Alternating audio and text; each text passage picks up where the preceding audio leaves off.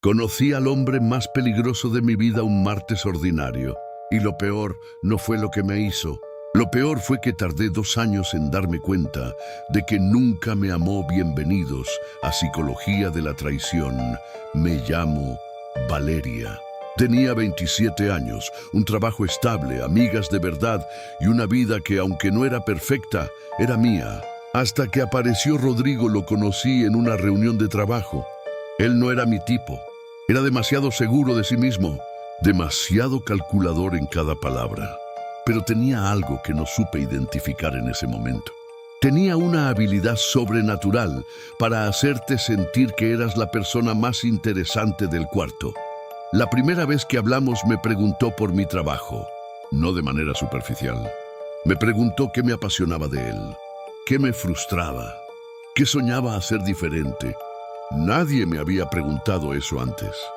O al menos, nadie que yo hubiera notado, y ahí comenzó todo. Lo que yo no sabía es que Rodrigo tenía un método. No era intuición, no era carisma natural. Era un sistema. La primera fase se llama anular las defensas.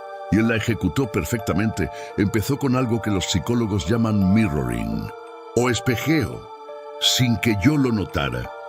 Rodrigo empezó a imitar sutilmente mis gestos. Si yo cruzaba los brazos, él los cruzaba después.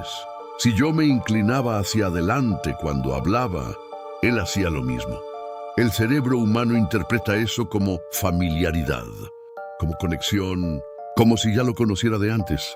Y yo caí completamente además. Usaba mi nombre constantemente.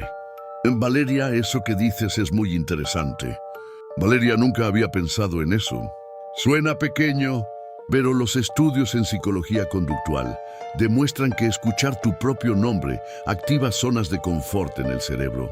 Te hace sentir vista, importante, especial. Y yo, que había pasado años sintiéndome invisible en mis relaciones anteriores.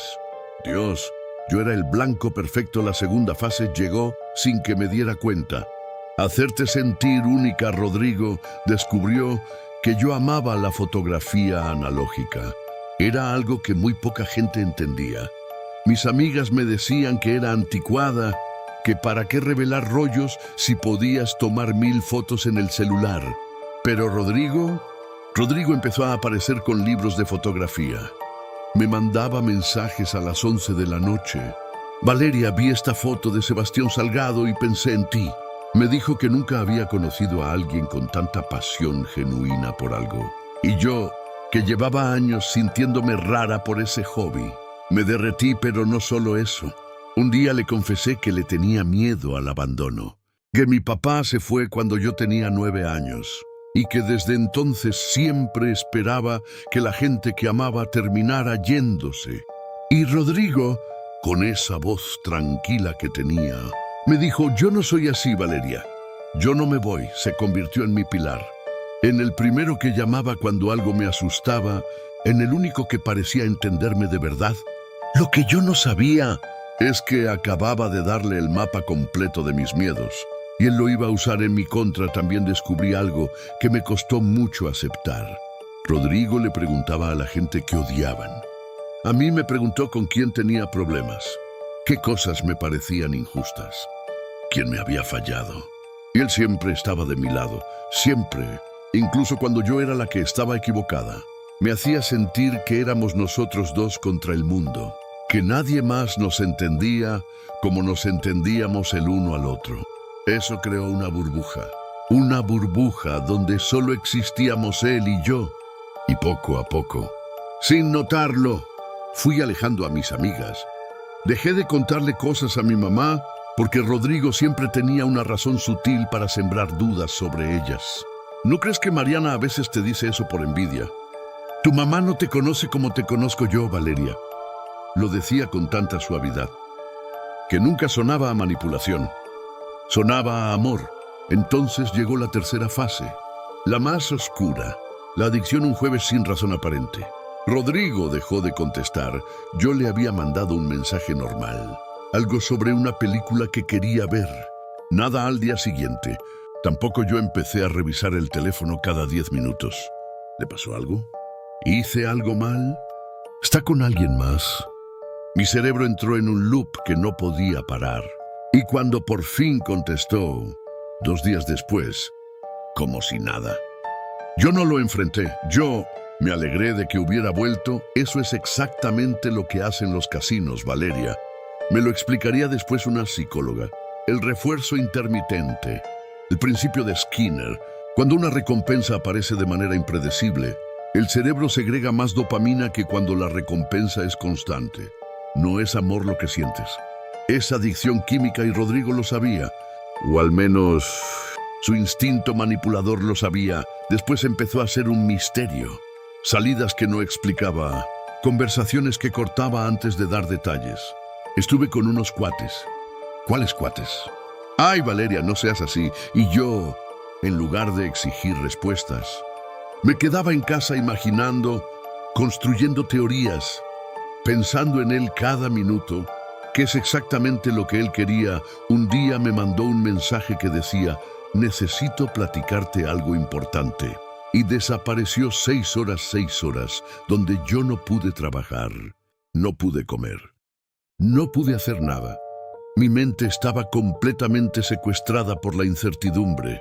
Cuando por fin habló, era algo trivial, pero el daño ya estaba hecho. Mi cerebro ya había aprendido que Rodrigo era la fuente de toda mi angustia y también de todo mi alivio. Eso es dependencia emocional. En su forma más pura, el golpe final llegó un domingo. Llevábamos casi 2 años juntos. Yo ya había cancelado un viaje con mis amigas por él. Ya había dejado de ver a Mariana casi por completo. Ya dependía de su validación para saber si un día había sido bueno o malo. Y ese domingo, sin ninguna señal previa, Rodrigo me dijo que tenía dudas. No sé si somos tan compatibles, Valeria. Tú eres muy intensa. Yo necesito espacio. Quizás somos muy diferentes. Yo me quedé paralizada. Demasiado intensa, el que me había elegido cada día durante 2 años. Y entonces hice exactamente lo que él esperaba que hiciera. Me puse a convencerlo de que sí podíamos, que yo cambiaría, que yo era suficiente. Que por favor no se fuera en ese momento sin saberlo. Le entregué el último trozo de poder que me quedaba. ¿Cómo salí? No fue de golpe. Fue una conversación con mi prima Daniela, que llevaba meses diciéndome que algo estaba mal. Me senté con ella un día y le conté todo desde el principio. Y mientras hablaba, escuchándome a mí misma, fui entendiendo el patrón. La primera vez que sentí que algo no cuadraba. La primera vez que me disculpé por algo que no había hecho. La primera vez que preferí no contarle algo a mi mamá porque sabía que Rodrigo no le caía bien.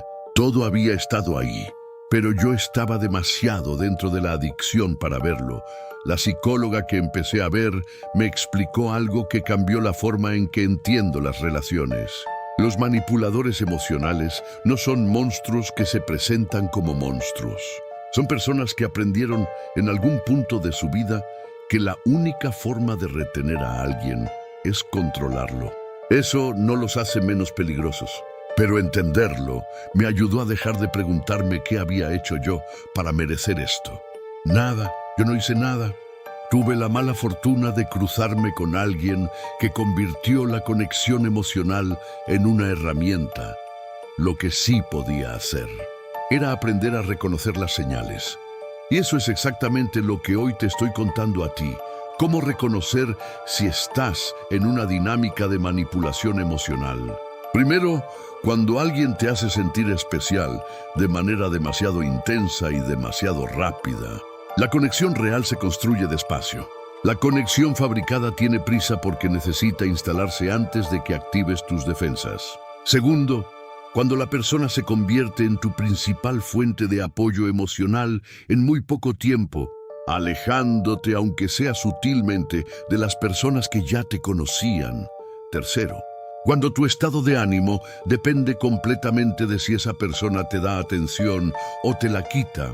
Ese ciclo de angustia y alivio no es pasión, es la misma química que crea la adicción al juego. Cuarto, cuando sientes que necesitas convencer a esa persona de que mereces estar en su vida.